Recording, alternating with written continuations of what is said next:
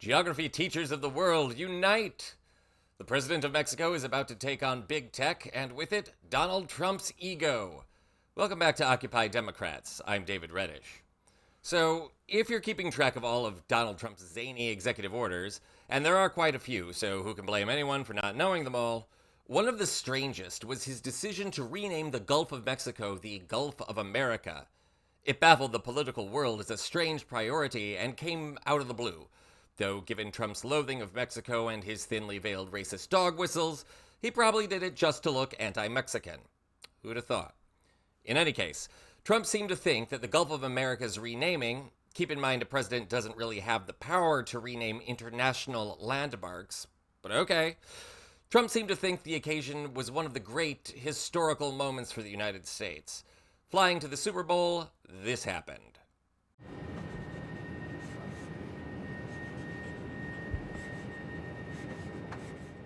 We're flying right over it right now, so we thought this would be appropriate. Even bigger than the Super Bowl. This is a big thing, and almost everybody now has assented to that. Attention on board. Ladies and gentlemen, if you could please direct your attention out the right side of the aircraft. Air Force One is currently in international waters, for the first time in history, flying over the recently renamed Gulf of America.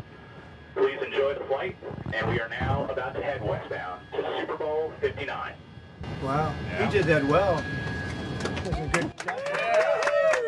He did. Isn't that nice? You know, we're about make America great again, right? That's what we care about. Okay, here we go. If you just had to resist the temptation to roll your eyes, you're not alone. The international community balked at Trump's renaming, and it became an instant target of mockery. Back here in the US, however, it became another flashpoint of conflict. A number of news outlets, including the New York Times, Bloomberg News, Reuters, The New Yorker, and the Los Angeles Times have all refused to acknowledge the change in name. The Associated Press has as well, citing the fact that, like the other outlets listed, it has a broad international readership. Since the rest of the world still calls the Gulf of Mexico, which is its real name, of course, these news outlets don't want to confuse readers. Trump used the occasion to block the AP from Oval Office and Air Force One briefings permanently. Two outlets, however, have been more accepting of Trump's name change. Apple and Google, two big tech companies with two big brown noses. Both have updated their map software to label the Gulf as the Gulf of America, much to Trump's pleasure. But don't count out the international community just yet. Mexican President Claudia Sheinbaum expressed her rage over Trump's name change. Borrowing a proverb from the United States, when the going gets tough, the tough get litigious. Take a look. Entonces Google no tiene derecho a renombrar la plataforma continental de México. No tiene ningún derecho, ni la plataforma continental de Cuba, porque está dividido en los tres países, el Golfo de México. Entonces vamos a esperar la respuesta de Google y si no, pues procederemos ya en tribunales. Sheinbaum and the nation of Mexico have yet to officially file a lawsuit, though they are said to be proceeding forward at this time. Google, for its part, claims innocence, since users in Mexico still see the Gulf named as the Gulf of Mexico there, and in other countries as well, just not the United States. In the same press conference we just showed you, President Sheinbaum also joked that North America should be renamed Mexican America, per Google's logic.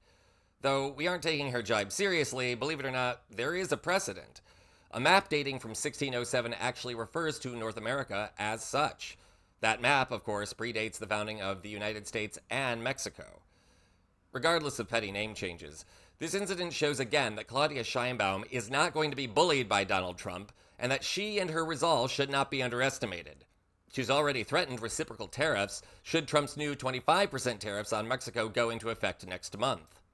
In other words, she may not have the power to remove Trump or rein in his power domestically, but she can push back on the international front and make life for the venereal disease currently infecting the Oval Office quite difficult.